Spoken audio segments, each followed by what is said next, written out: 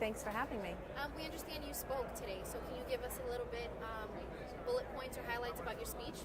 Absolutely. We had a nice turnout this morning, even in this weather here in New Jersey.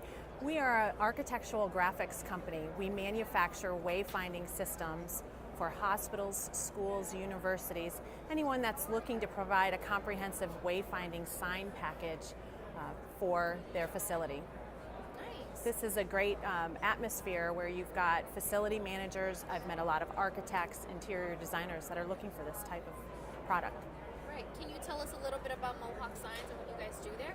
Okay, well, as an architectural graphics company, we are day in and day out manufacturing a signage that has components of green. In fact, I've brought a few if I can show you. Sure, definitely show us.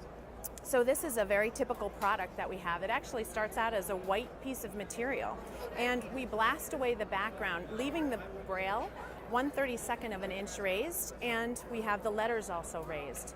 Because a lot of individuals who are non-sighted actually can't read braille. So the law requires letters and characters to also be raised so that they could perhaps find out the information by the raised. That's very cool.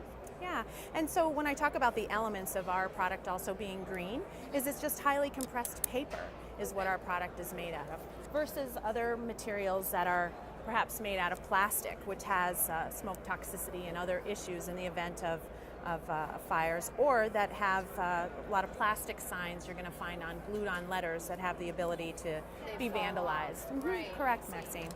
Yeah, so, one of the things that we spoke of this morning that was quite of interest was, logos and branding, where at least at our company, we don't charge anything extra for having your company logo on your sign. As long as it's the same color as the letters, it's a very simple process. Right. A lot of employees enjoy the branding that makes them feel that the company really cares about the facility they work in.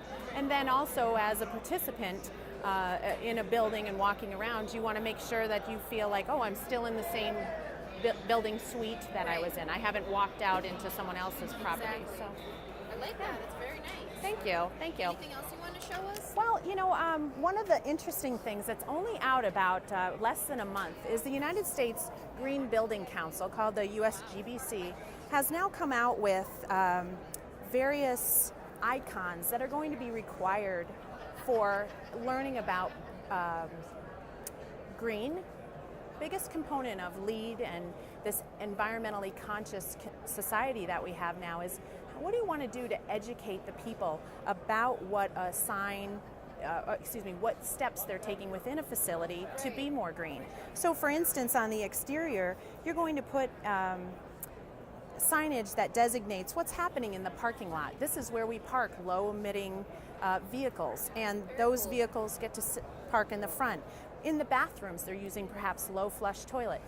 Put signage out that educates, again, the visitors to a building as well as the employees to say, what's important about me taking my plastic bottle and putting it in the recycle bin?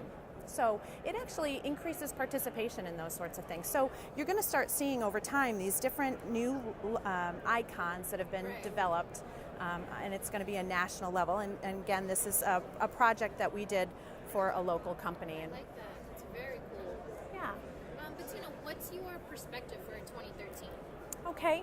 Well, boy, signage is such an important element to consider for your building. We've all been to places and had a very hard time finding our way through a building.